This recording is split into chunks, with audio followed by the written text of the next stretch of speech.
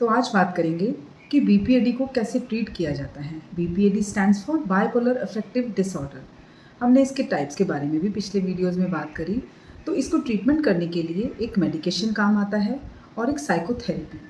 Medication में जब manic episode एक पेशेंट शो करता है तो उसे हमें मूड स्टेबलाइजिंग मेडिसिन देनी पड़ती है, जैसे कि लिथियम। मैनिक एपिसोड अगर बहुत सीवियर है तो ये मेडिसिन बहुत अच्छा काम करती है।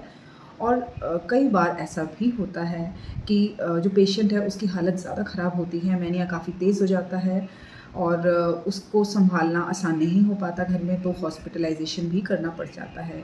अक्सर ऐसा बाइपोलर 1 में होता है क्योंकि उसमें मैनिया काफ़ी तेज़ होता है, पेशेंट कंट्रोल से बाहर हो जाता है। बीपीएडी डायग्नोस हो जाता है किसी भी पेशेंट का तो इसके रिकरेंट होने के बहुत चांसेस हो जाते हैं। यानी कि अगर एक बार आया है मैनिक एपिसोड और फिर डिप्रेसिव एपिसोड, तो वो ऐसा हो सकता है कुछ सालों में फिर से वो रिलैप्स कर जाए और पेशेंट को दोबारा से बीपीएडी आ जाए, बीपीएडी के एपिसोड्स आ जाएँ।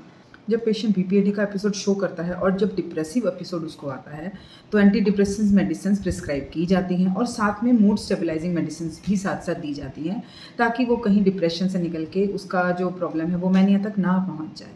तो ये कॉम्बिनेशन ऑफ मेडिसिन देना बहुत ज़रूरी होता है। बिना मेडिसिन के बीपीएडी का इलाज नहीं पॉसिबल है और मेडिसिन लंबे समय तक चलती हैं।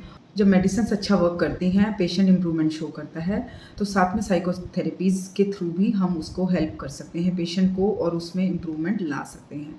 इस तरीके से बीपीएडी के पेशेंट्स पे अच्छा वर्क करके एक प्रॉपर गाइडेंस के साथ और जो आपका थेरेपिस्ट है उसके साथ अच्छी रिलेशनशिप बनाकर और जो मेडिसिन है उसकी राइट डोज लेकर और उसका पूरा ख्याल रखकर हम मेडिसिन से और साइकोथेरेपी से पेशेंट को काफ़ी इम्प्रूव कर सकते हैं।